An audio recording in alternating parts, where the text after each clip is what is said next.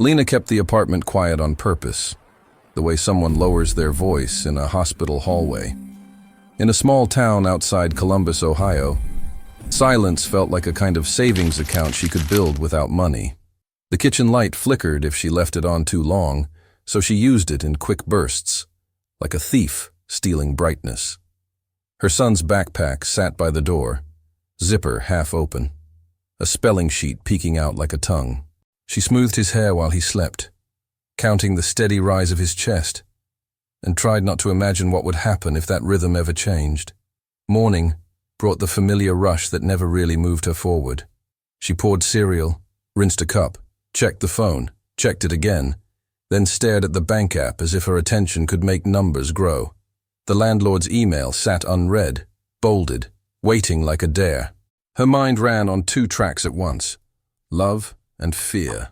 Love and fear. The way a tired brain loops the same thought until it feels like truth. She kissed her son's forehead and forced brightness into her voice, because children hear what adults try to hide.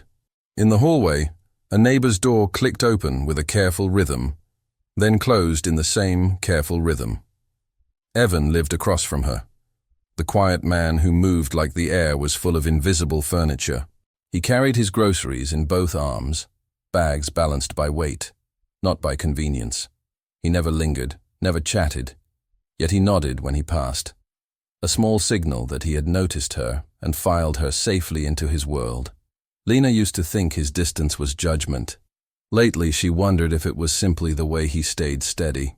She watched him one morning as she wrestled the stroller down the steps, her hands burning where the handle pinched her skin. Evan paused at the landing, gaze fixed on the stroller wheel like he was solving a puzzle no one else could see. He didn't ask if she needed help. He just stepped closer, held the door wide, and waited until she made it through without bumping her son's knees. It was such a simple kindness that it made her throat tighten, because it reminded her how rarely anyone offered help without charging interest. At work, Lena's smile belonged to the customers, not to her. She folded shirts under bright lights and apologized for problems she didn't create, her voice trained to soften other people's sharp edges. Her manager spoke in cheerful sentences that hid warnings inside them. "We need dependable," he said, tapping a clipboard like a heartbeat. "We need people who don't bring chaos into the schedule." Lena nodded, because arguing cost energy she didn't have. She felt her brain go into that familiar survival mode, narrowing her focus to the next hour, then the next. During her break, she checked her phone and saw a message from her ex that didn't sound like him at all. It wasn't angry or pleading. It was polite, almost corporate. "Someone might contact you," it read. "Don't make it worse." No explanation, no name, no apology. Her stomach dropped in a slow, heavy way, like an elevator cable slipping. She typed a reply, erased it, typed again, erased again. The unfinished words sat inside her like swallowed glass, sharp and waiting. She picked up her son from school with a smile that didn't reach her eyes, and the teacher's gaze lingered a fraction too long. "He's been tired," the teacher said gently. "And he mentioned you crying last night." The sentence landed with the softness of a blanket and the weight of a stone. Lena felt shame flush up her neck, hot and sudden. She wanted to say, it was nothing. She wanted to say, it was everything. Instead, she thanked the teacher and promised, too quickly, that things would improve. Back at the building, the lobby bulletin board was covered in neat flyers: dog walking, tutoring, a lost cat, a church fundraiser. Lena stared at them, as if one of those paper squares might contain a secret door out of her life. Evan stood there too, reading the same board, fingers tapping once against his thigh, then still. His eyes tracked patterns, tear-off tabs, crooked staples, the way one flyer had been ripped down in anger. He didn't speak, but his presence made the air feel less empty, as if loneliness had a witness. Inside her apartment, Lena's son ran to the couch and turned on a cartoon at low volume. Lena tried to make dinner out of almost nothing, stretching pasta and hope in the same pot. She kept glancing at the front door, waiting for a sound she couldn't name. The nervous system has its own memory, Her body felt danger before her thoughts could form it. When the hallway floorboard creaked outside, her shoulders jumped, and she hated herself for it. Fear felt like being watched by someone who never blinked. After her son fell asleep, she opened the landlord's email and read the words, as if they were written in another language. Late fees, notice, final reminder. Each sentence tightened around her chest. Then came a second email. Not from the landlord, not from work, not from anyone she recognized. The subject line was blank. The message contained only her full name and her address, typed perfectly, like a label. Her pulse sped up, then slowed, as if her brain couldn't decide whether to run or freeze. She forced herself to breathe and stepped into the hallway to check her mailbox, even though it was late. The corridor smelled faintly of bleach and old carpet, and the overhead light buzzed like a trapped insect. Evan's door was closed, but a strip of light showed at the bottom, steady and calm. Lena told herself that meant normal. That meant safe. Then she saw something on her own door, a square of white paper pressed flat under the peephole, as if someone had taken time to place it straight. The note was short, printed in block letters so no handwriting could be blamed. "Pay what you owe," it said, "or you will lose what matters." The words didn't shout. They didn't need to. Lena's mind instantly filled in the worst images, because the brain hates uncertainty more than pain. She stood there with the paper trembling in her fingers, trying to decode who could know so much and still hide so easily. Across the hallway, Evan's door clicked, just once, like a metronome starting a count. Lena turned her head and saw Evan standing there, shoulders rigid, eyes fixed not on her face but on the note in her hand. He didn't ask what it said. He didn't need to. His jaw tightened in a way that suggested he had recognized something. Maybe the wording, maybe the timing, maybe the pattern of cruelty. He swallowed, as if choosing words cost him, and then he said, quiet and exact, "That message wasn't meant to scare you. It was meant to train you." Lena's skin went cold because she couldn't tell how he knew, and he didn't finish what he was about to say. And if you were in Lena's place, would you show that note to someone you trust? Or would you hide it to protect your child, even if hiding it makes you more alone? Put your answer here below in the comments, because what she chooses next changes everything. Lena slept in pieces that night, waking every time the building settled or a car passed too slowly outside. Her brain kept replaying Evan's sentence, "Train you," as if it were a song she couldn't turn off. Training meant repetition. It meant someone wanted her nervous system to learn helplessness, to obey before being asked. At dawn, she stood at the sink, hands under running water that never quite felt warm, and practiced a calm face in the dark window. When her son padded in, rubbing his eyes, she smiled fast, too fast, then slowed it down like she was smoothing wrinkles out of fabric. She walked him to school with the note folded in her pocket like a secret bruise. Every stranger's glance felt heavier than it should, like her mind was assigning meaning where there might be none. That was the cruel trick of fear. It makes the ordinary look staged. A woman jogging, a man unloading groceries, a teenager laughing into a phone. Lena's attention snapped to each one, searching for threat, for proof, for a reason. Her sons swung their joined hands and talked about a class project, and she nodded at the right moments, praying he wouldn't hear the tremor under her uh-huh. At the corner by the school gate, the crossing guard waved them through, then paused and looked at Lena's face a second longer than usual. "You okay, honey?" she asked softly, not pushing, just offering. Lena almost said yes out of habit, but the words stuck. Instead, she said, "Just tired," and hated how small it sounded. The guard nodded as if she understood the translation. Tired means scared, tired means alone. Lena kissed her son goodbye and watched him disappear into the building, then stayed still for an extra breath, because the empty hand afterward always felt like a loss. Work didn't distract her. It magnified everything. A customer snapped at her for folding the wrong size, and Lena apologized with the reflex of someone who learned that anger can be dangerous. Her manager pulled her aside with a smile that never warmed his eyes. "We're tightening policies," he said, pointing at a laminated sheet. Attendance. Reliability. You know how it is. The word reliability hit like a hidden accusation. Lena's thoughts jumped to her son, to custody hearings she'd once promised herself would never happen, to forms she couldn't afford to fill out, and to how quickly a life can be labeled unstable. During lunch, she checked her phone again.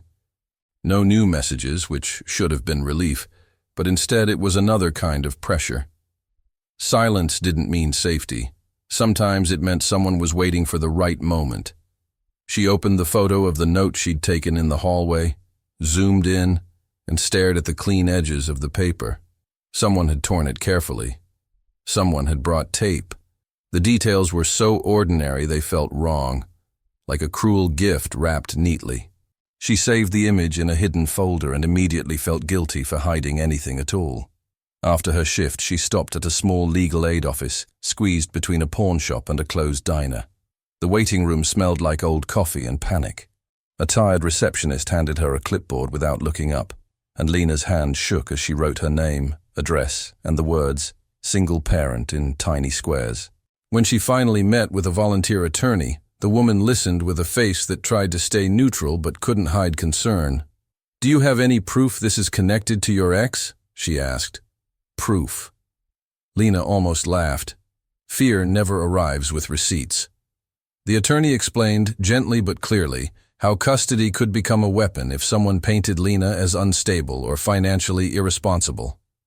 Lena nodded, but her mind snagged on one thought. Someone already knows where she lives. The attorney suggested documenting everything, saving messages, keeping a journal.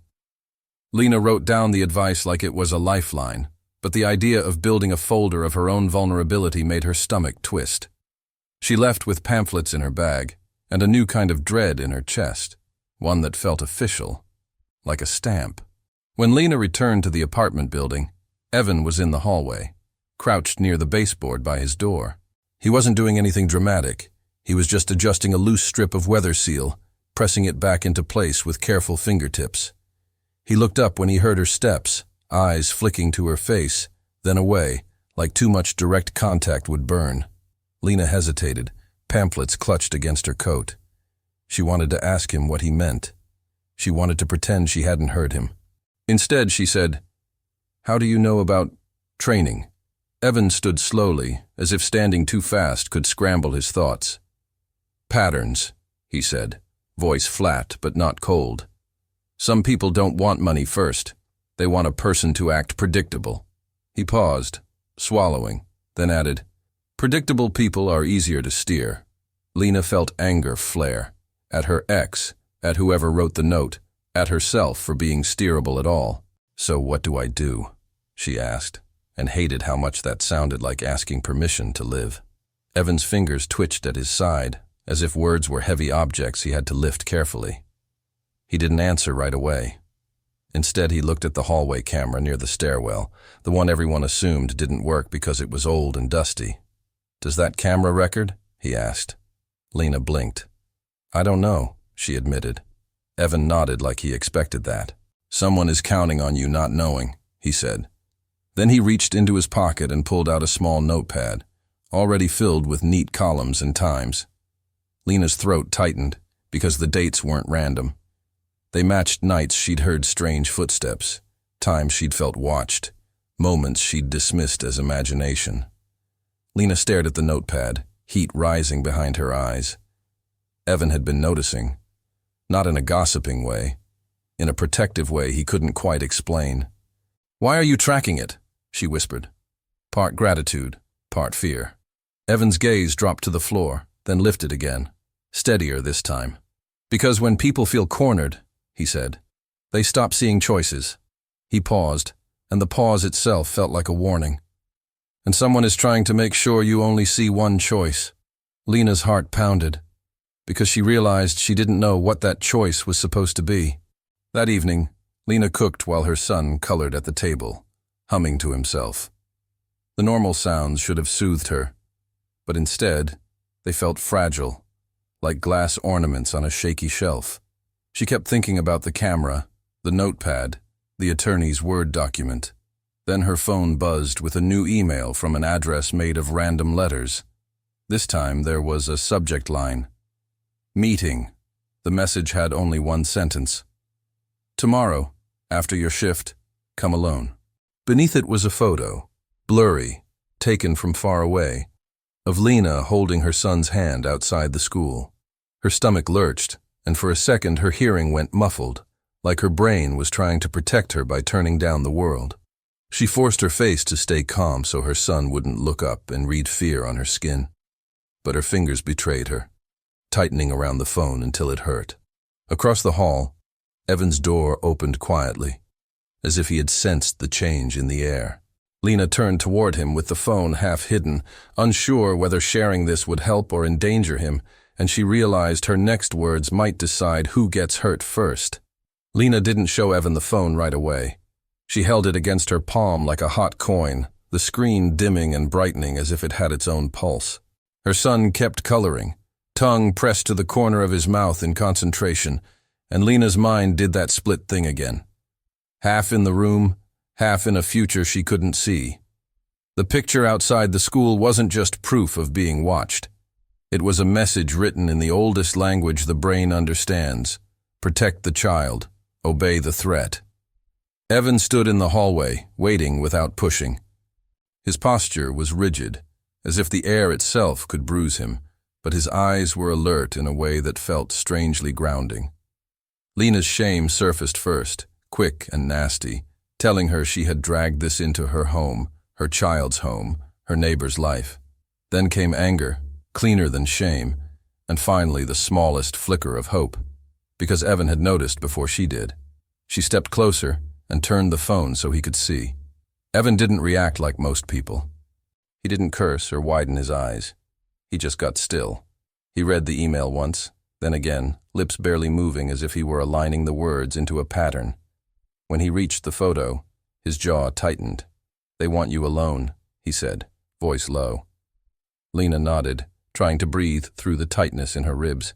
"I can't go," she whispered. "If I don't go, what happens?" She didn't say the rest. She didn't have to. The body knows what the mind refuses to finish. Evan's fingers flexed at his side, a small tell that he was overloaded, but he kept his tone even, like he was building a bridge one plank at a time. "Tell someone," Evan said. It sounded simple until Lena felt the weight of it. Tell who? Her ex had already slipped away like smoke. Her manager would call it personal drama. The landlord would call it a breach. The school would call it a safety concern and start asking questions that could spiral into reports and hearings. Lena's world was full of systems that claimed to help, but often punished the messy. She imagined a social worker's clipboard, a sympathetic look that turned into a decision, and her stomach turned. "If I tell," she said, "they'll decide I'm not fit." Evan looked at her then, briefly, like he was forcing himself to tolerate the burn of eye contact because it mattered. "That's how it works," he said. "Fear makes you choose between two bad doors." He paused, swallowing. "But there are more doors." People forget that. Lena wanted to believe him, yet her brain kept snapping back to the image of her son's small hand in hers, the way his fingers curled without thinking. She couldn't gamble with that. She couldn't be brave in a way that cost him. Courage felt like a luxury item other people wore easily. The next morning, Lena moved through her routine as if she were acting in her own life. She made breakfast, packed lunch, brushed hair, tied shoes. Her son talked about a classmate who made fun of his drawing, and Lena felt a sharp, bitter recognition, how cruelty often hides inside, "just kidding." She told him gently that some people joke to feel powerful, and that it says more about them than him. As she spoke, she realized she was also talking to herself. Then she walked him to school and noticed a car idling across the street, engine running, driver unseen behind tinted glass. At work, her manager called her into the office. The door shut with a soft click that sounded too final. "We've had a complaint," he said, still smiling, still cheerful. "A customer said you seemed distracted, unfriendly." Lena stared at him, stunned by how small a complaint could become a blade. She wanted to say she was being threatened. She wanted to say her child was in danger. Instead, she heard herself apologize again, the word automatic as blinking. The manager leaned forward. "You know we're reviewing staffing," he added. "You need to show stability." That word again. Stability. It was always the same. If she struggled, she was unstable. If she spoke up, she was dramatic. If she stayed quiet, she was invisible. The moral trap tightened. Protect her child by staying silent, or protect her child by risking scrutiny. Lena's hands went cold, and she realized her body had started preparing for loss before any loss had actually happened. That was what stress did. Trained the brain to grieve early. She left the office with her face composed and her heart hammering, and she knew she was being nudged toward that meeting. When her shift ended, Lena stood outside the store and watched people pass, each one wrapped in their own life like a coat. She kept expecting someone to step out of the crowd and say her name. No one did. That should have been relief, but instead it felt like the pause before thunder. She checked her phone. Another email, short and polite, like a calendar reminder. "Do not be late," it said. Then, as if whoever wrote it understood pressure better than kindness, a second line. "Your employer will cooperate." Lena's breath caught, because that meant someone had already reached into her workplace without ever showing their face. She drove home with her hands tight on the wheel, noticing every car behind her, every turn signal, every red light that lasted too long. When she got back to the building, Evan was waiting by the mailboxes like he had timed it. He didn't smile. He didn't soften his face to make her comfortable. He just stood there, shoulders squared, as if he had decided comfort was less important than clarity. "They contacted your job?" he said before she could speak. Lena froze. "How?" she started. But he lifted his hand slightly, not shushing her, just asking for a second. Evan pointed at the bulletin board. Someone had pinned a printed sheet there, half covered by a lost cat flyer. It looked official, with a logo and neat formatting. The title read, "Concern Report, Child Welfare." Lena's vision narrowed. She stepped closer and read the first line, and her legs felt weak. It mentioned her name, her building, and possible neglect due to financial instability. Her mouth went dry because whoever wrote it wasn't threatening her with fists. They were threatening her with paperwork, with whispers, with the kind of help that could take her son away while everyone nodded sadly. Evan watched her carefully, like he was trying to predict whether she would collapse or explode. Lena ripped the paper down so hard the pin snapped, then immediately felt sick, because now her fingerprints were on it, her reaction visible, her panic displayed. Evan didn't scold her. He said, "This is sabotage." The word landed differently than threat. Sabotage suggested a plan, a strategy. A person who understood that public opinion could do what violence didn't have to. Lena swallowed hard and whispered, "My ex can't do this." Evan's gaze flicked to the torn paper in her hand. "Then it isn't only him," he said. That night, Lena sat at the table after her son fell asleep, staring at the torn report like it might rearrange itself into something less horrifying. Evan sat across from her, not too close, hands folded, eyes moving between the paper and her face. "They're building a story about you," he said. "If they repeat it enough, people believe it." Lena's throat tightened. She thought about the teacher's lingering look, the manager's smile, the attorney's warning. It all connected now, like dots forming a shape she didn't want to see. "What do they want?" she asked, and her voice sounded smaller than she meant it to. Evan hesitated, then reached into his pocket and placed his notepad on the table. He turned it so she could read. It wasn't just dates anymore. It was names, her manager's first name, the crossing guard's name, the teacher's name, written with question marks beside them. Lena stared, shocked, because she hadn't told him those names. "How did you get this?" she whispered. Evan's face tightened with effort, as if explaining would cost him. "I listen," he said simply. "People talk when they think no one is paying attention." Then he added almost reluctantly, "And someone has been paying people to talk about you." Lena's stomach dropped, because she realized the meeting might not be in a dark alley or a parking lot. It might be in an office, under fluorescent lights, with polite voices and forms ready to sign. She imagined being labeled difficult if she refused, unstable if she cried, guilty if she defended herself too strongly. Her brain searched for one safe move and found none. Evan looked at her hands, at the way her fingers were digging crescents into her own skin, and he said, "Tomorrow, don't go alone." Lena opened her mouth to argue, to protect him, to protect herself, and then her phone buzzed again. This time it wasn't an email. It was a voicemail from an unknown number, and a woman's voice spoke with rehearsed warmth. "Hello, Lena. This is regarding a report we received. We need to schedule a visit. Tomorrow would be ideal." The voice sounded like concern, but Lena heard the pressure underneath, the way it left no room to breathe. Evan's eyes snapped to her phone, then to the torn paper, and for the first time his calm slipped just enough to show urgency. "They moved faster than expected," he said, and Lena realized tomorrow wasn't just a meeting. Lena spent the rest of the night cleaning things that were already clean, the way people do when their mind needs control, but life won't provide it. She wiped the counters twice, lined up the shoes by the door, folded towels into sharp rectangles. Each neat edge felt like a tiny argument. "See, this is a good home." Her son slept curled around a stuffed animal, mouth slightly open, trusting the world in a way that made her chest ache.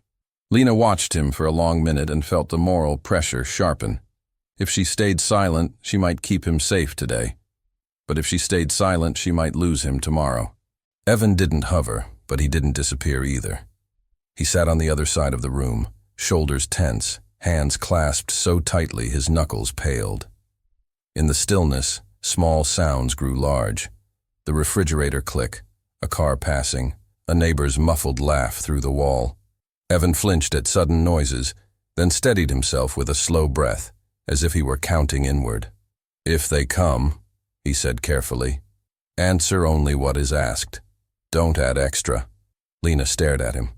It felt wrong, like teaching someone to survive an interrogation they didn't deserve. "Why do you know this?" she asked. Evan's gaze drifted away. "Because people misunderstand," he said, voice flat. "And misunderstanding becomes punishment." Morning arrived too bright, as if the sun hadn't gotten the memo. Lena dressed her son in his cleanest clothes, not for school, but for the invisible jury she imagined at the door. She packed his lunch with extra care, slipping in a note with a smiley face that her hand barely managed to draw. At school, the teacher greeted her warmly, but Lena noticed the teacher's eyes flicked to her son's clothes, then back to Lena's face. It was subtle, the kind of glance most people wouldn't register. Lena registered everything now. Her brain had learned to hunt for danger the way hunger hunts for food. At work, the manager's office door was open, and Lena caught sight of him speaking to someone in a blazer she didn't recognize. The person held a folder, nodded, laughed politely. When the manager noticed Lena, his smile tightened. He stepped out and said, "Hey, quick reminder, be available today. No leaving early." Lena nodded, even though she hadn't asked to leave. The message wasn't about scheduling, it was about leverage. She felt her body shift into that old state of compliance, the one that keeps peace but steals dignity. When her shift ended, the parking lot felt wider than usual, with too much space between cars and not enough places to hide. Lena checked her phone. No new messages, no new emails, just the quiet hum of anticipation. She drove home and rehearsed sentences at stoplights, trying to sound calm, trying to sound responsible, trying to sound like someone people believed. By the time she reached the building, her jaw hurt from clenching. Evan was already in the lobby, standing near the dead-looking security camera, eyes fixed on it like it might speak. A knock came at her door exactly at 3 o'clock. Not early, not late. Lena's nervous system reacted before her mind did. Heart racing, palms damp, stomach hollow. She opened the door to find a woman with a badge and a practiced expression that blended kindness with authority. A second person stood behind her, a man with a tablet, face neutral. "Hi, Lena," the woman said, voice gentle. "We're here to do a wellness check." Wellness. The word sounded like a blanket, but Lena heard the weight underneath. Compliance, Evaluation. Record. Lena stepped aside and let them in, forcing her hands not to fidget. Her son sat on the couch, legs tucked under him, eyes wide and curious. The woman smiled at him and introduced herself, then looked around the living room with an attention that pretended to be casual. She noticed the dishes, the worn couch, the school papers. She asked about food, about bedtime, about discipline, about support systems. Each question felt like a small hook tugging at Lena's fear, and Lena fought the urge to over-explain, because over-explaining sounded like guilt. Evan's advice echoed in her mind. Answer only what is asked. Then the woman asked softly, "Is the child's father involved?" Lena felt the air thin. "No," she said. The woman nodded, as if already expecting that. "We received a concern that there may be instability in the home," she continued, tone still warm. "That you may be struggling to provide consistently." Lena's cheeks burned. She wanted to shout, "Who said that?" She wanted to say, "I work, I try, I love him." Instead, she swallowed and said, "I'm doing my best." The woman's eyes didn't harden, but they didn't soften either. "Sometimes best isn't enough," she replied. A second knock came, lighter, almost hesitant. The man with the tablet frowned slightly and stepped toward the door. Lena's mind snapped to a new fear. They brought someone else. But when the door opened, it was Evan standing there, posture stiff, hands visible, face composed like he'd practiced. "Excuse me," he said, voice controlled. "I'm a neighbor. I'd like to provide a statement." The woman blinked, surprised. Incongruence cracked the moment open. It didn't fit the script they'd brought. Lena felt a flash of hope so sharp it almost hurt. The woman hesitated. "We typically don't," she began, but Evan continued, careful but steady. "I have observed the home environment," he said. "The child is cared for. The mother is consistent. She walks him to school. She returns at the same times. Meals are regular." He spoke like someone reading from a mental checklist, not trying to charm, not trying to impress. The man with the tablet paused his typing and looked up. Evan's calm didn't look like rehearsed confidence. It looked like truth. Lena realized Evan wasn't trying to be a hero. He was trying to be a witness. The woman asked Evan a few questions, and Lena watched him work through them with visible effort, pausing before answering, choosing words like stepping stones. "Do you have a relationship with the family?" the woman asked. Evan's throat moved. "I'm a neighbor," he said. "I notice patterns. I notice neglect. I have not seen neglect." The woman studied him, perhaps deciding whether he was reliable. Lena's stomach clenched, because the world often judged people like Evan as strange, and strange as suspicious. Evan held his ground anyway, face pale but determined. The visit ended without drama, but not without consequences. The woman said they would follow up, and her smile returned like a mask being put back on. After they left, Lena's legs shook so hard she had to sit on the floor beside the couch, pretending she was just playing with her son. Evan remained standing for a moment, breathing shallowly. Then he stepped back, giving space the way he always did. Lena looked up at him, tears stinging, and whispered, "Thank you." Evan nodded once, but his eyes were fixed on the hallway, as if he were listening for something beyond sound. That evening, Lena checked her email and found a message from her manager with the subject line, "Urgent." Inside was a single sentence. "We need to talk about your reliability and public perception." Public perception. Lena felt sick, because her private fear had leaked into the outside world like ink in water. She pictured customers whispering, co-workers judging, someone filming her in the store, turning her life into a rumor that could travel faster than facts. Then another email arrived, this one from an unknown address, with a file attached and no text at all. Lena stared at the attachment, unable to click, unable to look away. Evan, still in her doorway, noticed the way her face changed. "Don't open it alone," he said, voice suddenly tight. Lena's finger hovered over the screen anyway because curiosity is not weakness. It's the brain trying to close a painful gap. She clicked. The file opened into a document that looked like a formal petition, her name printed in bold, words like custody review, and home assessment stacked like bricks. At the bottom, there was a line that made her blood run cold, a signature block already filled in, with her name typed as if she had agreed.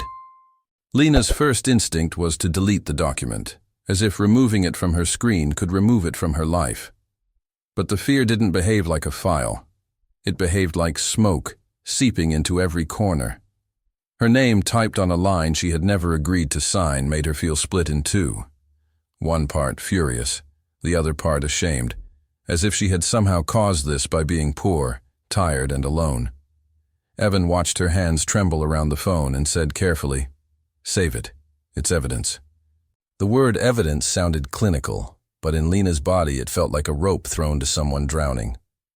She forwarded the document to herself and to the legal aid email the attorney had given her, then sat very still, as if any movement might break something fragile inside her. Her son asked for water, and she stood up too quickly, bumping the chair, the noise snapping through the room like a whip. Evan flinched and pressed his fingertips to his temple for a moment, grounding himself. Lena saw it and felt another wave of guilt. Her crisis was turning their shared air into a minefield. "You don't have to be here," she whispered. Evan shook his head once. "You shouldn't have to be alone," he replied, voice quiet, as if speaking loudly would invite the world back in. The next morning, Lena called the legal aid office before work, leaving a message that came out too fast, words tripping over each other. She tried calling her ex, but it went straight to voicemail, the same bland recorded greeting like a locked door. Evan suggested calling the school to ask if anyone had requested records. Lena hesitated, imagining the note being added to a file. Mother seems distressed. Still, she called. The receptionist said politely that no formal request had been made, but then added, "We've had a few inquiries." Inquiries. The word was light, but it carried claws. Lena thanked her and hung up, stomach twisting at how easily someone could circle her life without ever stepping into it. At work, the manager didn't even wait for Lena to clock in before he pulled her aside. "We need to talk," he said, voice low, smile pasted on. In the office, he slid a paper across the desk. It was a performance plan, full of vague phrases: focus, professionalism, customer comfort. Lena's eyes stuck on one line. "Any disruption that affects brand image may result in termination." Brand image. She stared at it, hearing the unspoken threat. Your private pain is now a public liability. Her brain fired stress signals in rapid bursts, and she fought the urge to cry because crying made people decide things about her. Then came the curve she didn't expect. "Also," the manager said, leaning back, "someone called asking about you." He said it like gossip, like it was almost flattering. "They said they're concerned for your child." Lena's mouth went dry. "Who?" she asked. The manager shrugged. "Didn't say." Sounded official. Lena felt a surge of anger so hot it almost steadied her. She realized the sabotage wasn't just paperwork, it was social pressure, the quiet kind that makes a person doubt themselves. She forced her voice to stay level. "Did you give them information?" she asked. The manager's smile thinned. "I didn't have to," he said. "They already knew your schedule." By the time Lena got home, the shame had turned into something sharper, resolve mixed with terror. Evan was in the hallway, holding a small envelope he had found under his own door. He didn't open it until Lena was beside him, as if he didn't trust surprises alone. Inside was a printed flyer, black and white, no name attached. It showed a blurry photo of Lena outside the store, mid-step, face tired. Underneath, bold letters read, "Is this your cashier? Ask if your child is safe." Lena's knees weakened. Someone had turned her into a question mark for strangers to answer. Evan's breathing changed, shorter, tighter. He looked at the flyer as if it were loud. "This is harassment," Lena whispered, and the word felt too small. Evan nodded, then said, "It's designed to trigger a crowd." Lena imagined customers whispering, filming, pointing. The idea of being watched by 100 eyes made her skin crawl. She pictured her son's teacher hearing rumors, her landlord hearing rumors, the legal system hearing rumors. It wasn't violence, but it was the next closest thing, a slow drowning in other people's assumptions. Evan's voice stayed controlled, but it carried steel. "They want you to react in public," he said. "A reaction becomes proof." That night, Lena couldn't eat. She sat at the table staring at the flyer while Evan, across from her, wrote something on his notepad with careful strokes. Lena noticed he wasn't just writing dates now, he was mapping connections. The manager, the official caller, the timing of the wellness check, the anonymous email. It was like Evan could see the invisible strings because his brain couldn't ignore patterns even when they hurt. "Why would anyone do this?" Lena asked, more to the room than to him. Evan paused, pen hovering. "Sometimes," he said slowly, "people don't want to win fairly. They want you to quit." Lena thought about her workplace, how her manager always talked about brand, how the store had recently signed a new partnership with a local influencer, how cameras suddenly appeared for community content. She remembered seeing a woman filming near the registers last week, smiling too brightly, capturing real customer moments. At the time, Lena had tried to stand straighter, to look less tired. Now the memory returned with a bitter taste. What if this wasn't random cruelty? What if someone had decided she was disposable, and this was the cleanest way to remove her without legal mess? The next morning, a video appeared in a neighborhood group online. Someone had posted it with a caption that pretended to be concerned. "Has anyone else noticed this cashier seems unstable?" The clip showed Lena at work, rubbing her forehead for a second, eyes closing as if she were dizzy. It didn't show the full shift. It didn't show the manager's threats. It didn't show the sleepless nights. It showed one exhausted moment, framed as danger. Comments piled up fast, some cruel, some smug, some pretending to care while sharpening the knife. Lena felt her body go numb, like her brain was pulling her away from the pain to survive it. Evan read over her shoulder, then stepped back as if the words on the screen were too loud to stand near. "They're using the group to amplify," he said. Lena's hands shook. "What do I do?" she asked again, and hated how the question kept returning like a bruise pressed. Evan didn't answer immediately. He went to his apartment and returned with a folder, edges worn, like it had been opened many times. He placed it on the table gently, as if it contained something fragile. "I have documentation," he said, "from something similar." Lena stared at him, heart thudding. "Similar to what?" she whispered. Evan's face tightened, and for a moment he looked younger, like a memory had pulled him backward. "A workplace," he said, "that tried to make a person look unsafe so they could push them out." He swallowed, eyes flicking away. "They did it to me." Lena's breath caught, not because he had been targeted, but because she suddenly saw the cost behind his calm. His silence hadn't been distance, it had been survival. Evan opened the folder just enough for Lena to glimpse printed emails, screenshots, formal complaints, and a letter with a company logo. Then he stopped, as if he couldn't go further without permission. "If we connect the patterns," he said, voice strained but steady, "we can prove this isn't about your parenting. It's about control." Lena looked at the folder, then at her sleeping son, then at the hateful comments still multiplying online. She realized she had been thinking like a cornered animal, trying only to endure. Evan was offering a different move, to turn their weapon into a mirror, but it meant stepping into the light, risking judgment, risking noise, risking everything her nervous system wanted to avoid. Her phone buzzed again with a new message from an unknown number. "Stop fighting, sign it, or we escalate." Lena stared at the word escalate and felt the world tilt because she suddenly understood this wasn't ending on its own. Lena didn't answer the message. She set the phone face down as if turning it over could flip the situation too, but her hands kept vibrating with silent adrenaline. Evan watched her like he was tracking a storm front, measuring how close it was getting to her skin. "They want a quick surrender," he said, voice even. "Quick choices are easier to regret." Lena let out a thin laugh that wasn't humor. "I don't have time," she whispered. "They're taking my time." Evan nodded, as if that was the most honest description of violence he'd ever heard. They started with the folder. Evan laid out the pages like puzzle pieces, not in a dramatic spread, but in careful, tolerable steps. Emails that looked polite, yet carried threats. A performance review with vague words like culture fit. Screenshots of anonymous posts that seemed concerned but were designed to humiliate.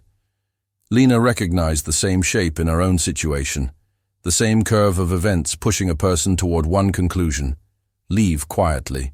Her brain, which had been stuck in panic, shifted into pattern recognition too. And for the first time, the fear had edges. It wasn't a monster in the dark. It was a system with fingerprints. Evan explained, in his plain way, that he had once worked at a tech subcontractor in town. He had been good at his job, maybe too good, and his difference made people uneasy.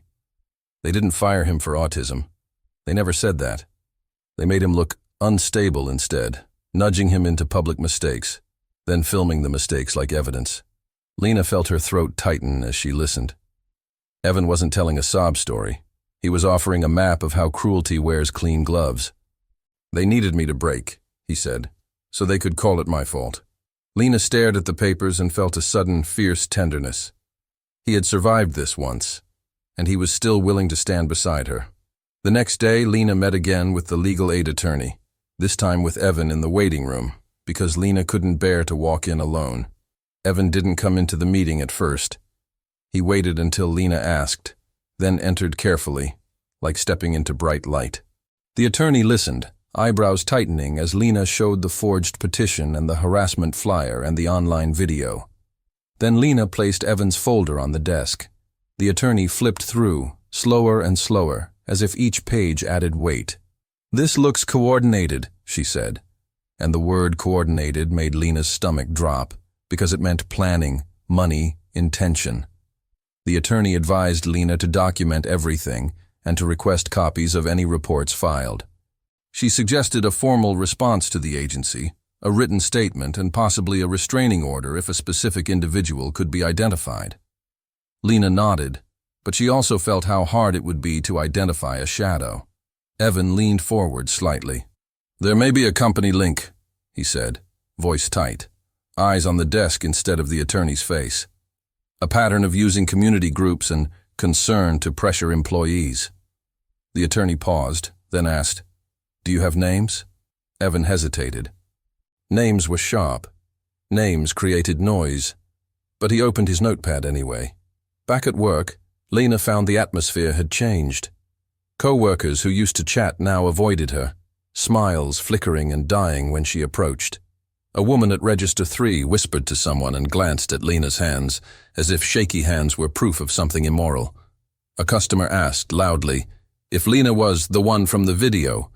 Lena felt heat flood her face, and for a moment her brain tried to shut down, to retreat into numbness. Then she remembered Evan's words. A reaction becomes proof. She kept her voice steady, smiled politely, and said, "I'm here to help you today." The customer scoffed, disappointed by the lack of spectacle. But the pressure kept finding new angles. A volunteer at the school fundraiser approached Lena later that afternoon and said sweetly, "We're just worried, that's all." Worry, used like a weapon, wrapped in sugar so it could be swallowed easily by crowds. Lena asked, "Who is we?" The woman blinked, then laughed as if Lena had made a joke. "Oh, you know," she said, waving a hand. People. People. The most faceless threat of all. When Lena walked away, she noticed a phone lifted behind her, lens pointed like an accusation. That evening, Lena sat in her car outside the building and stared at the steering wheel until her vision blurred. She thought about leaving town. She thought about quitting her job before they could fire her. She thought about signing the forged petition just to make the pressure stop, even if it meant losing something later. The moral dilemma tightened. Fight and risk collapse, or surrender and teach her child that cruelty works. Evan's voice came softly from the passenger seat. He had offered to ride with her after work, a quiet shield. "They're exploiting your empathy," he said. "You keep imagining how to make everyone comfortable. They don't." Lena wiped her eyes and asked the question she'd been avoiding. "Why are you doing this?" Evan stared out the window, jaw working as if he was chewing on words. "Because I know what it feels like," he said, "when a crowd decides a story about you." He paused, breath shallow. And because you have a child. The last part came out more strained, as if it touched something tender and painful. Lena looked at him, surprised, but he didn't explain. His gaze fixed on the building entrance as a neighbor passed, and his shoulders stiffened, like even harmless movement could be too much.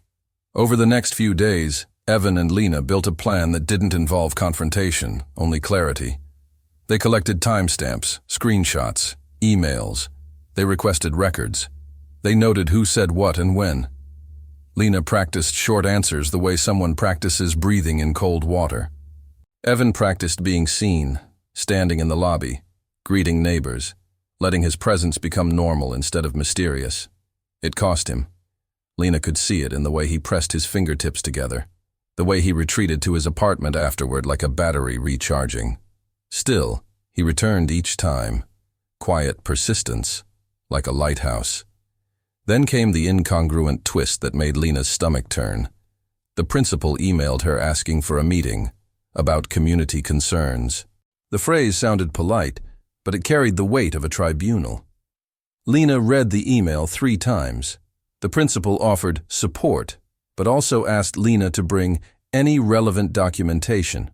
Documentation? That meant the school had heard something serious enough to formalize.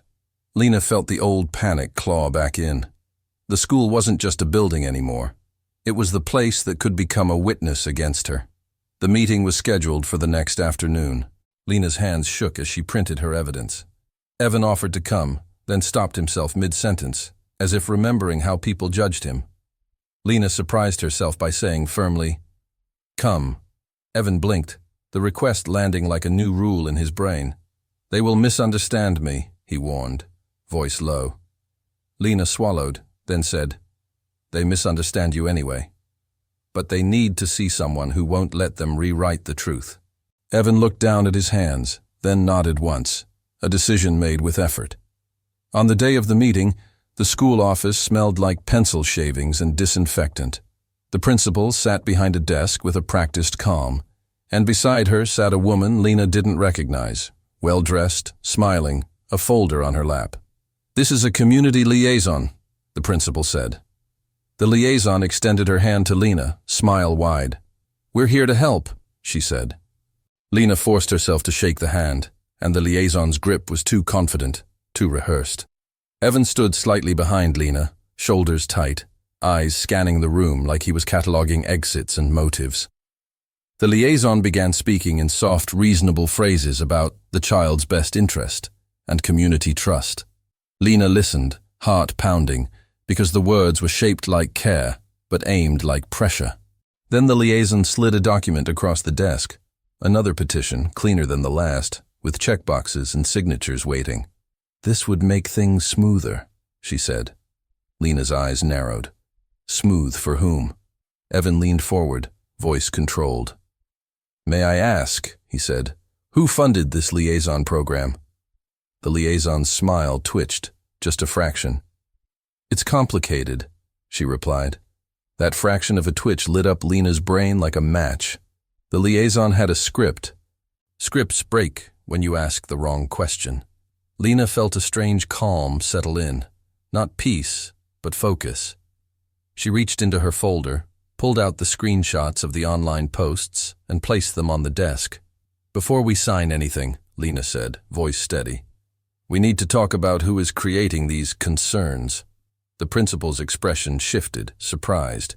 The liaison's smile stayed in place, but her eyes went colder. "This isn't the time," she said softly. And Lena realized she had found the edge of something larger than rumors. Lena kept her hands flat on the desk, palms down, as if anchoring herself to reality. The liaison's voice remained sweet, but sweetness can be a disguise the brain learns to distrust. "We don't want to overwhelm you," the liaison said, eyes sliding toward Evan for a beat too long. Lena noticed that glance the way a mother notices a fever, fast, instinctive, alarmed. Evan didn't move, but his shoulders rose slightly, his body bracing as if the room had gotten louder. The principal cleared her throat, trying to keep the meeting polite, and politeness suddenly felt like a cage. Lena slid another sheet forward, The forged petition with her typed name. "This was sent to me without consent," she said. The liaison's smile didn't crack, but her fingers tightened around her pen. "Unfortunately, misinformation travels," she replied. Misinformation. The word was clean, like a sanitized towel, meant to wipe away blame. Evan's eyes flicked to the liaison's folder, then to a logo peeking from the corner. Small, but distinct. A local non-profit name Lena had seen on her store's recent community partnership posters. The same colors. The same swooping font. Lena felt a chill crawl up her spine as the connections started to click. The principal leaned in, brow furrowed. "Lena, we truly want to support your family," she said, and Lena believed she meant it. That was what made it dangerous. Good intentions could be recruited. "Then support the truth," Lena said quietly, and heard how steady she sounded, like someone else had borrowed her voice. She pulled out the screenshot of the neighborhood post that framed her as unstable, then the still image from the video clip. "This isn't concern," she said. "This is a campaign." The liaison gave a soft laugh, almost affectionate. "That's a strong word," she murmured, as if Lena were being dramatic. Evan spoke again, carefully. "People use concern as leverage," he said, each syllable placed with effort. "They create a story, then ask institutions to repeat it." The liaison's eyes narrowed for a fraction of a second, then widened again, friendly. "And you are?" she asked, tone light. Evan swallowed. "A neighbor," he said. "A witness." The liaison tilted her head, studying him like an object whose purpose she hadn't decided. "Do you have any professional training to assess households?" she asked, still smiling. The question wasn't curiosity. It was a trap designed to make Evan look unqualified. Lena felt anger flare, hot and clean. She recognized the move. Discredit the person who sees the pattern. "He doesn't need training to see kindness," Lena said, "or to see intimidation." The principal's gaze bounced between them, uncertainty growing. Lena understood the psychological game now. If the room became confused, the liaison would offer the simplest path: sign the paper, comply, make it smooth. Human brains crave closure. Fear makes closure feel like safety. Lena forced herself to stay in the discomfort, to keep the loop open. "Who hired you?" she asked the liaison again, slower this time. The liaison's smile turned almost pitying. "Our community partners make this possible," she said. "Local businesses, grants, people who care." Lena's stomach tightened at the word businesses. Her workplace had been plastered with partnership posters, the manager talking about image and community. Evan's eyes moved again, scanning, and he pointed subtly at the liaison's badge. Under her name, in tiny print, was a sponsor line. Lena leaned forward to read it and felt her pulse jump. It listed the same parent company that owned the store where she worked. The incongruence hit hard. Why would a retail corporation be involved in school wellness support, connected to her case? The principal noticed Lena's face change. "What is it?" she asked. Lena turned the badge slightly so the principal could see. The principal's lips parted.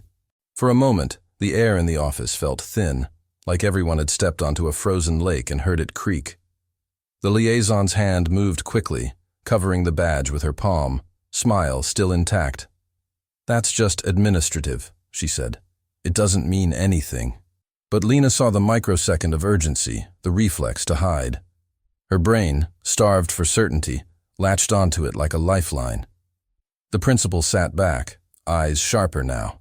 "I wasn't aware of corporate sponsorship connected to individual family meetings," she said carefully. The liaison's voice stayed gentle. "It's standard," she replied. "It helps us respond efficiently." Efficiently. Lena heard it as, quickly, quietly, without friction. The principal looked at Lena. "Have you spoken to the agency directly?" she asked. Lena nodded. "They came to my home," she said, and her voice trembled just enough to be human. "And afterward my job got worse. And the rumors got louder. This isn't separate." The principal's face tightened. the kind of expression someone wears when they realize they've been used. The liaison leaned forward, lowering her voice as if sharing a secret. "Lena, we can reduce your stress," she said. "We can make this go away." The offer sounded like relief, and Lena felt the pull of it in her chest, because relief is addictive when you're exhausted. But the phrase "make this go away" didn't mean solving. It meant silencing.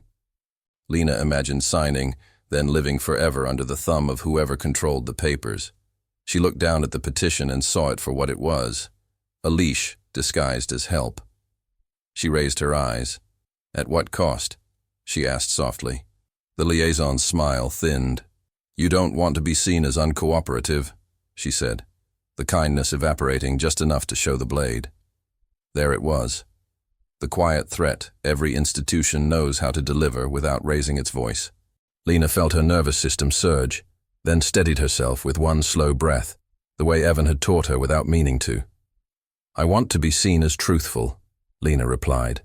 Evan's hands trembled slightly, but he stayed standing, staying visible, a calm presence refusing to shrink. The principal stood and walked to the door, opening it a few inches, calling for the school counselor to join them. The liaison's eyes flashed, quick irritation, then softened again. Lena's heart pounded because she realized she was forcing witnesses into the room, widening the story so it couldn't be controlled in private. The counselor arrived, confused, and the principal summarized carefully, choosing words like "stepping around glass." The liaison tried to steer the conversation back to support, but now there were more ears, more eyes, more chances for her script to fail. Lena felt both terror and relief. More people meant more risk, but also more truth. When the meeting finally ended, no one forced Lena to sign. The principal said she would review sponsorship protocols and requested copies of Lena's documentation. The liaison packed her folder with a too bright smile and said, "We'll be in touch." Lena heard it as a promise, not a courtesy. Outside the office, in the hallway lined with children's drawings, Lena's knees weakened. Evan hovered at a respectful distance, hands clasped, breathing shallowly. "You did well," he said quietly, as if praise were a tool, not flattery. Lena shook her head. "I just delayed it," she whispered. "They'll come back." That afternoon, Lena returned to work and found her name missing from next week's schedule. Not reduced hours, not a warning, gone. She stood in front of the posted paper, while co-workers walked around her like she was a pillar in the way. Her manager appeared behind her, voice low. "Corporate decision," he said. "Too much noise." Lena turned, heart pounding, and saw a woman near the entrance holding a phone, filming content with a bright smile. The same kind of smile the liaison wore. Lena realized the campaign wasn't just about her parenting, it was about removing a problem from a brand narrative. When Lena got home, Evan was waiting in the lobby, eyes already on her face. She didn't even speak at first. She just handed him the photo of the schedule she had taken, her finger pointing at the empty space where her name should be. Evan's jaw tightened. "Retaliation," he said. Lena felt tears rise, not only from fear, but from the unfairness that felt almost cosmic. Her phone buzzed again with an unknown number. The message was short. "Now you have time for the paperwork." Lena stared at it, and in that moment, she understood the cruelty's rhythm: create chaos, then offer obedience as the only quiet. Evan looked at the message, then at Lena, and something in him shifted from observation to decision. "We need to go above them," he said, voice strained but firm. Lena's breath hitched. "Above who?" she whispered. Evan hesitated, then opened his folder to a page Lena hadn't seen yet. An email chain with a corporate compliance address and a name highlighted near the top. Someone powerful, someone who had signed off on community reputation initiatives. Evan tapped the name once. "The person who did this," he said. Lena stared at the highlighted line, feeling the story widen into something bigger than her building, bigger than her job, bigger than rumors, and she realized the next step could either save her or make her a target in a way she couldn't undo. Lena stared at the highlighted name until the letters blurred. It felt unreal that a person she'd never met could reach into her life and rearrange it like furniture. Her brain tried to protect her with disbelief. This can't be connected. But the pattern kept tightening, thread by thread, until denial had nowhere to sit. Evan's finger remained on the page, steady, like a compass needle. "This is where the pressure comes from," he said. Lena swallowed hard. Pressure from above meant the kind of power that didn't need to yell. It only needed to nudge, and systems would move. Evan suggested a complaint through official channels, but not alone and not casually. "If it's emotional," he said, "they dismiss it. If it's organized, they fear it." Lena hated that this was true, hated that pain needed formatting to be believed. Still, she nodded. They spent the afternoon assembling a timeline: the anonymous note, the welfare check, the forged petition, the online video, the liaison's badge, the schedule retaliation. Lena felt her mind shift into a different gear, less panic, more focus, as if naming the steps of the harm reduced its grip. It didn't erase the fear, but it gave the fear a shape she could hold without dropping. While they worked, her son played on the floor with toy cars, unaware that his world had become a courtroom without walls. Every so often he looked up and asked for a snack or a question about homework, and Lena answered with softness that cost her. She kept thinking, if they take him, they won't take him with cruelty. They'll take him with smiles and signatures. That image haunted her more than any shouted threat. Evan watched her son, too, a faint tenderness in his face that appeared and disappeared like a shy animal. Lena noticed it and wondered what memory it came from, what loss it might be guarding. They submitted the complaint that evening, attaching evidence, stating facts, using calm words that hid desperation. Evan insisted on sending it to multiple addresses: corporate compliance, human resources, the nonprofit board, and a local journalist who had previously written about community partnerships. Lena's stomach flipped at the idea of media attention, but Evan explained it simply. Light changes behavior. Lena thought about the online video, how light had been used against her, and felt the paradox tighten. The same spotlight that burned could also expose. She clicked send with a finger that felt like it belonged to someone braver. The next day, the response came too fast to be a coincidence. A corporate representative emailed Lena requesting a call to clarify misunderstandings. Misunderstandings again, another clean towel to wipe away harm.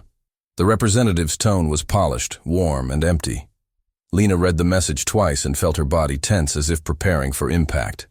Evan suggested recording the call legally, checking state consent rules, and having the attorney present if possible. Lena couldn't afford the attorney's time, but the attorney offered a brief consult.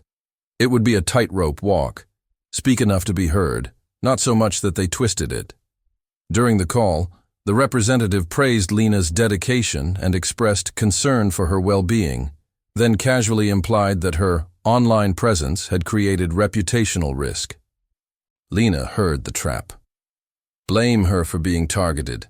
Blame her for not being invisible enough. She kept her voice calm and said, "My online presence was created without my consent."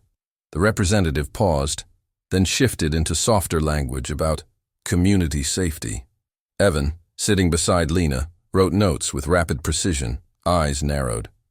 When the representative mentioned the liaison program, Evan asked politely, "Can you confirm corporate sponsorship and authorization?"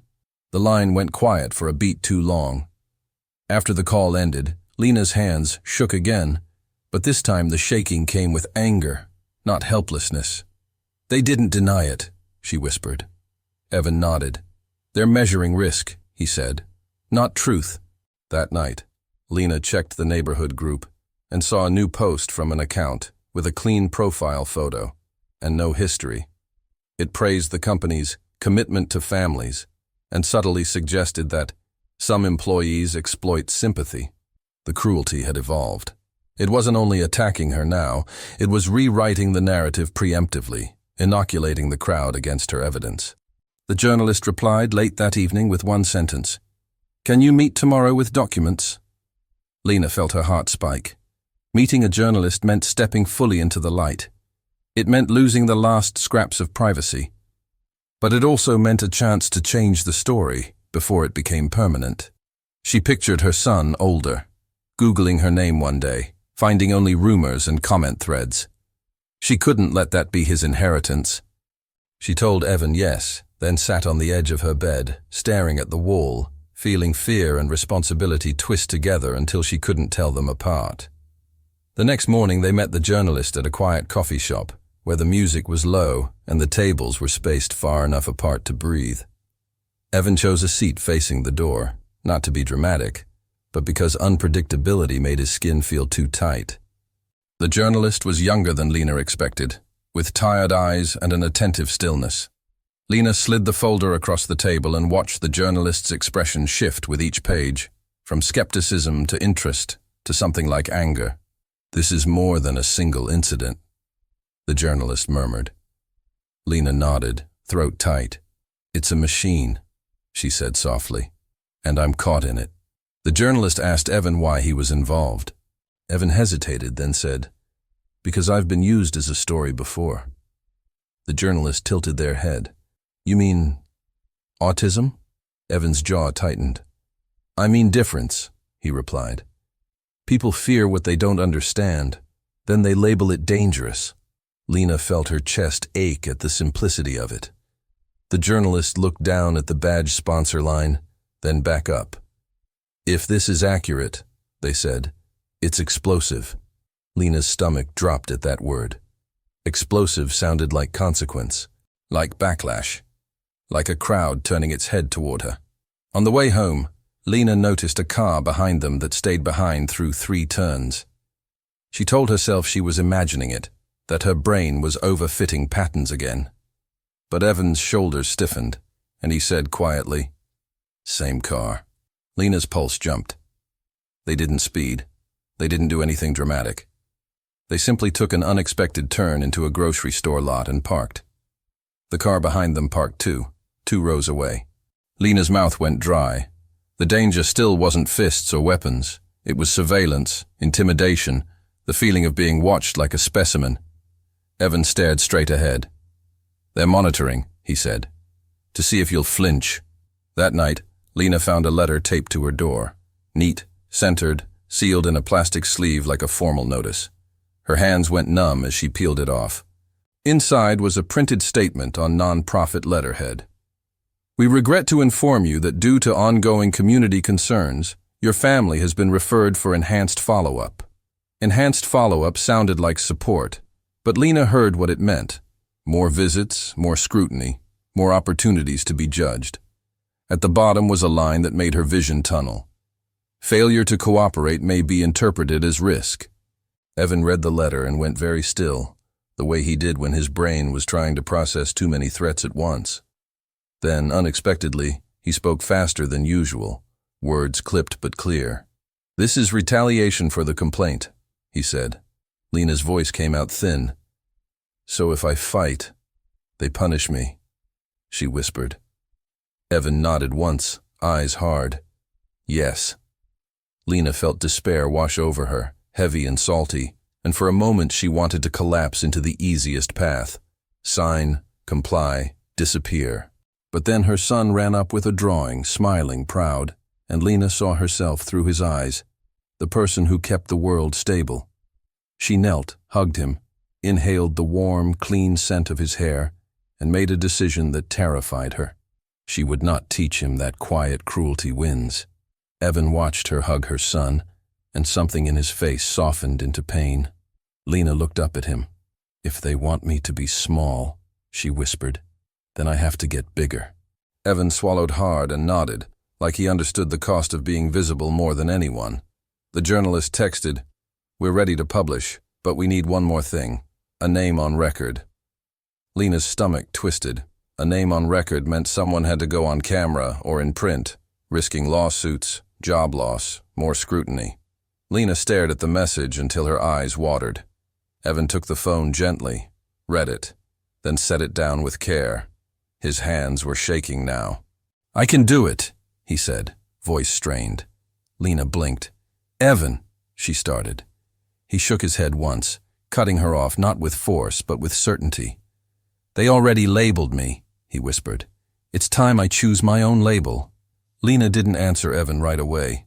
The words sat between them like a fragile glass that could shatter if touched wrong. She could see what it cost him to offer himself as the name on record. The tremor in his hands, the careful way he held his shoulders, the way his breathing stayed shallow to avoid tipping into overload. A part of Lena wanted to protect him the way she protected her son, by hiding him from harsh light.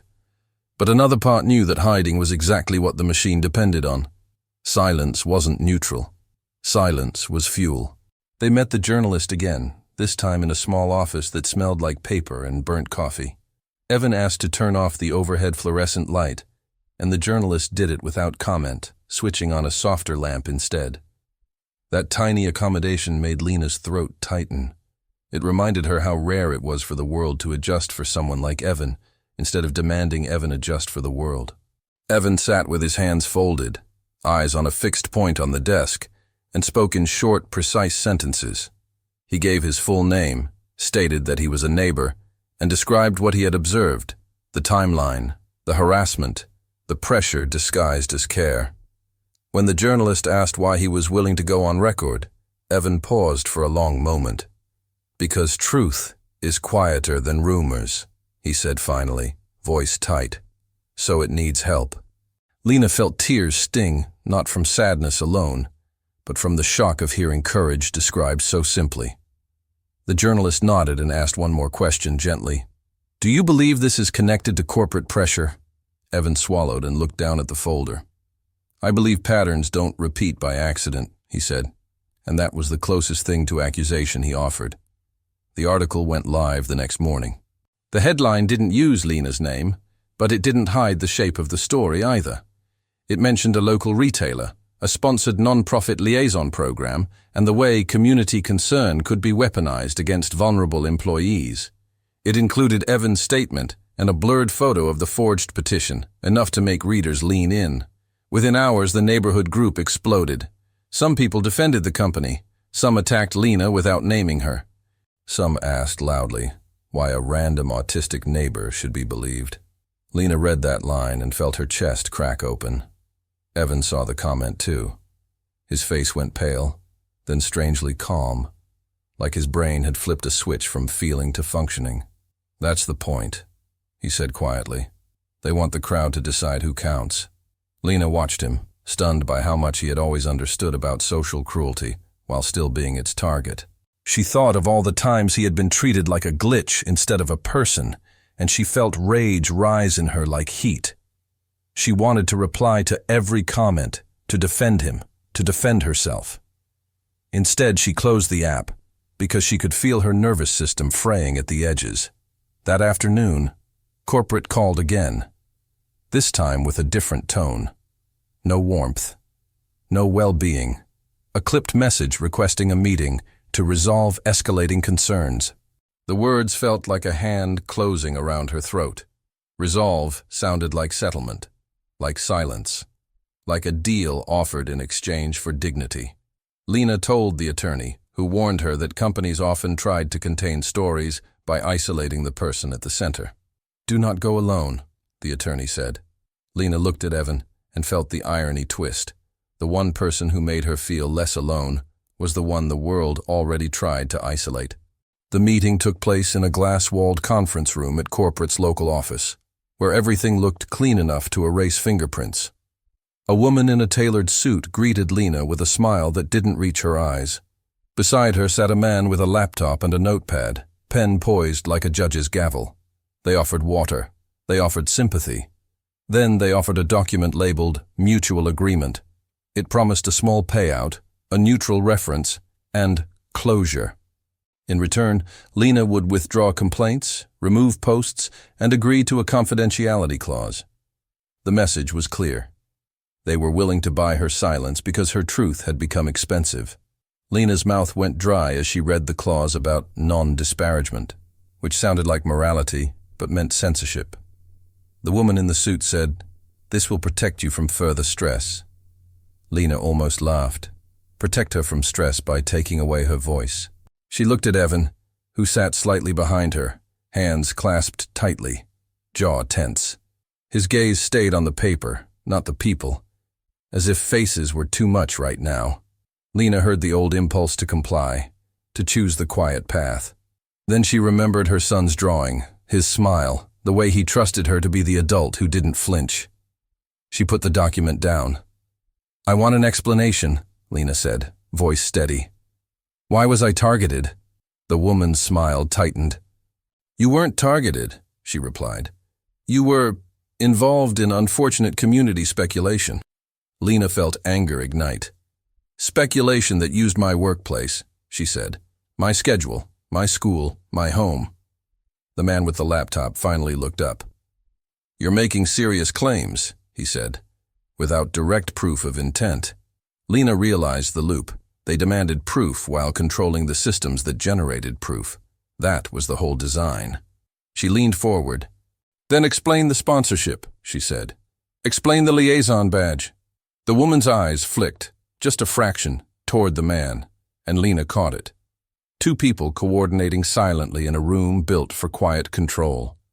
Evan's head tilted slightly, like he had caught it too. The woman recovered and said, "Community partnerships are complex." Complex. Another word meant to end questions. Lena didn't let it. "Complex doesn't mean unaccountable," she replied. Her voice surprised even her, firm, not pleading. The woman's expression cooled. "If you refuse this agreement," she said softly, "you may face continued reputational damage." Reputational damage. Lena heard the threat beneath the velvet. She pictured more posts, more videos, more concern, more visits. She pictured her son hearing whispers in school. The thought made her stomach twist, and for a second she felt the pull to surrender. Then Evan spoke, voice strained, but clear. "Threatening reputation is still coercion," he said. The room went quiet. The man with the laptop stared at Evan like he had become inconvenient. The woman's smile returned, thinner now. "Sir," she said, "this meeting is between the company and Ms. Lena." Evan's hands trembled, but he didn't look away. "Then stop using third parties," he replied. The woman's eyes hardened. "We can end this," she said, tapping the agreement. "Or you can continue to spiral." Spiral. The word was chosen carefully, aimed at Lena's greatest fear, being labeled unstable. Lena felt her chest tighten, but she forced her shoulders down, forced her breathing slow. "I'm not spiraling," she said. "I'm standing." She slid her folder across the table. Copies of everything, neatly labeled. The timeline Evan had helped build. The article. The badge sponsor screenshot. "And if you keep pushing," she added, "there will be more standing, more witnesses." The man with the laptop closed it slowly, face unreadable. The woman in the suit stared at the evidence, then back at Lena, and for the first time her composure looked strained. "You're making a mistake," she said softly. Lena stood, legs shaking but voice steady. "Maybe," she replied, "but it will be my mistake, not yours." Evan rose too, stiff, controlled, as if his body was a tight wire. They left the glass room and walked through a lobby filled with smiling posters about community care. And Lena felt nausea at how easy it was to sell goodness while practicing harm. Outside, the winter air hit Lena's face like a slap, waking her up. She exhaled, and it came out shaky. Evan's breathing was fast now, his hands trembling more. Overload sat on him like weight. Lena led him to a bench, not touching without permission, just staying close enough to be real. "You did it," she whispered. Evan stared at the ground. "It's loud," he said, voice thin. Lena nodded. "I know." She wanted to apologize for the noise, for the spotlight, for the world. But then her phone buzzed and her stomach dropped. A new message from an unknown number contained a photo. Her son on the playground at school, taken from behind the fence. No threat words, no demand. Just the image, like a silent hand squeezing her heart. Lena's breath caught, and she felt the old fear surge back, vicious and primal, because this wasn't about reputation anymore. It was about the most sensitive part of her brain, the part wired to protect a child at any cost. Evan looked at the photo, then at Lena, and his face went very still. "They're escalating," he whispered, and Lena realized the story had just crossed a line she couldn't ignore. Lena's body reacted before her thoughts caught up. Her throat closed, her hands went cold, and the world narrowed to that single photo of her son on the playground. No words, no signature. Just proof that someone could reach him whenever they wanted, like a finger hovering over a light switch. The brain is built to prioritize a child's safety over pride, over logic, over sleep. And Lena felt that ancient circuitry ignite. Evan watched her carefully, jaw tight, as if he could see the panic racing through her like electricity. She didn't scream. She didn't cry. She went quiet in a way that scared even her. "They want me to fold," she whispered, voice scraped thin. Evan nodded once, slow. "Yes," he said. "They want you to connect obedience with relief." Lena stared at the photo again, noticing the angle, the fence, the blur of a person's sleeve reflected in a window. Evan noticed too. He leaned closer, not touching her, just aligning his eyes with hers. "That reflection," he said softly. "It matters." Lena's fear didn't shrink, but it shifted into focus. They went straight to the school. Lena tried to walk normally, because mothers learn to hide storms behind their faces. At the office, she asked to speak with the principal, voice steady enough to sound like she still belonged in polite spaces. The secretary hesitated, then nodded, as if she had already been instructed to expect Lena. That realization landed hard. Someone had prepared the building for her panic. Evan stood beside her, shoulders tense, hands clasped, eyes fixed on the floor tiles as if counting them helped him stay present.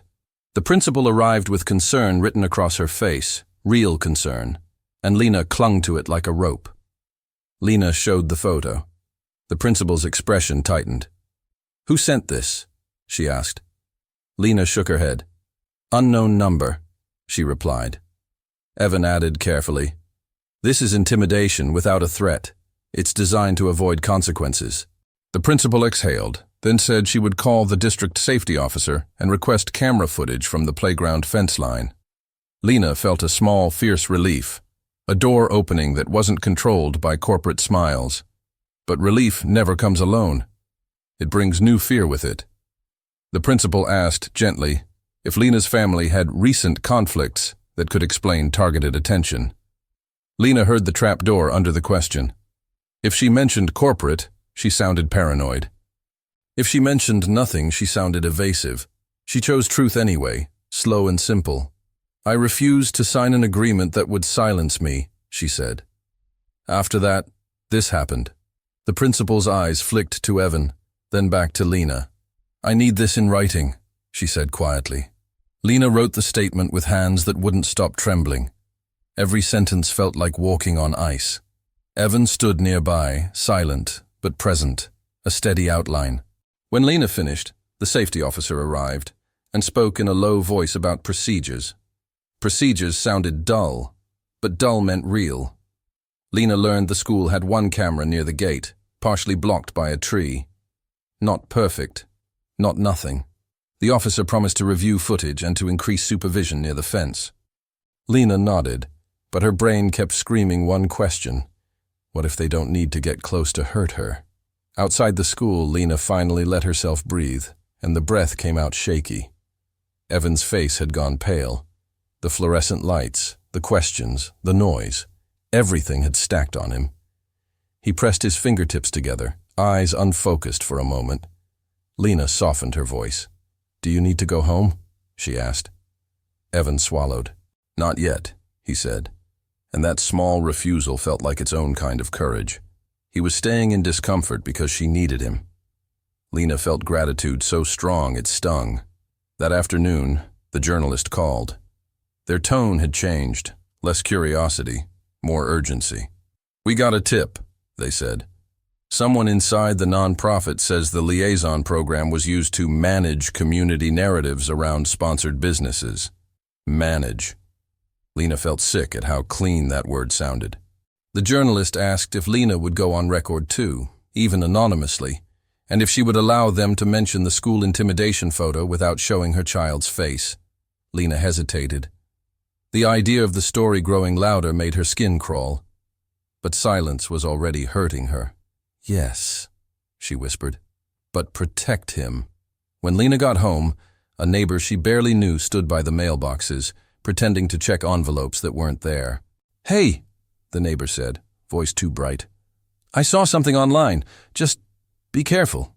Lena thanked her, and the neighbor leaned closer, lowering her voice. "People are saying you're making trouble for attention," she murmured. Lena felt the familiar shame try to climb her throat. Attention. As if any mother would choose this spotlight. Evan's eyes lifted, sharp. "That's a lie designed to spread," he said, and the neighbor flinched at his bluntness.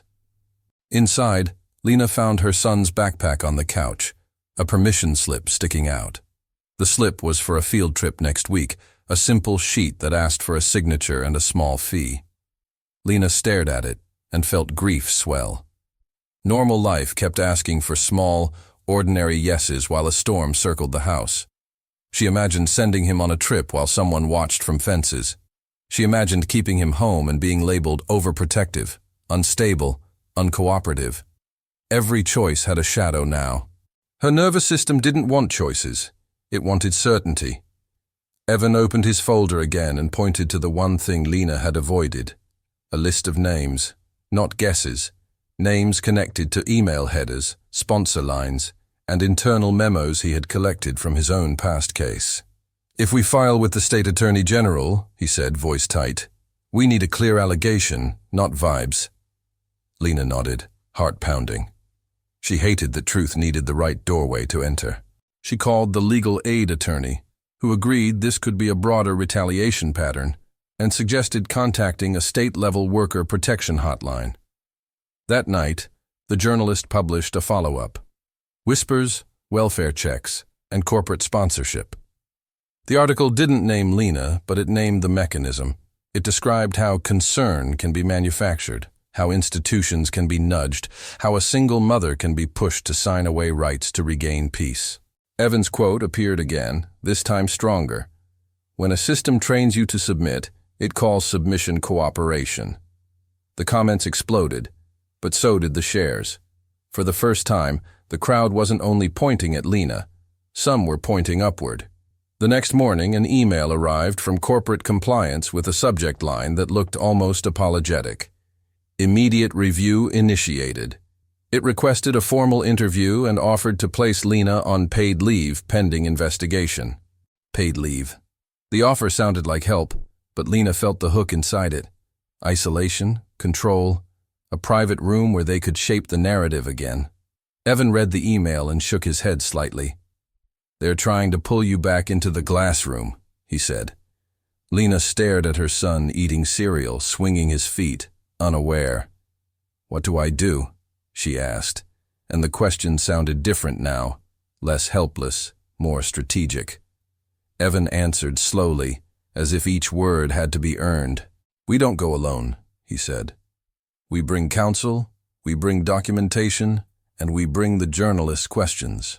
Lena nodded, feeling fear and strength braided together. Then her phone rang from an unknown number. She almost didn't pick up. She did anyway, because mothers learn that ignoring calls can be costly. A woman's voice, smooth and measured, spoke her name like it was a file label. "Lena," the voice said, "we can end all of this today. Sign, and the school concerns stop. Refuse, and the story becomes your child's story." Lena's vision blurred. She gripped the counter until her fingers hurt. Evan watched her face change and stepped closer, careful, ready. Lena didn't respond to the voice right away. She looked at her son, then at Evan, and something settled inside her. An awful clarity. The sabotage had always been about one thing, making her trade truth for safety. She swallowed and said, steady, "Put that in writing." The voice paused just a beat, and in that beat, Lena knew she had. If Lena and Evan's struggle felt real, it's because many people live it in silence, being judged, cornered, and misunderstood. Subscribe, leave a like, and comment. In Lena's place, would you stay quiet to protect your child or speak up, even if it costs you? Put your answer below in the comments.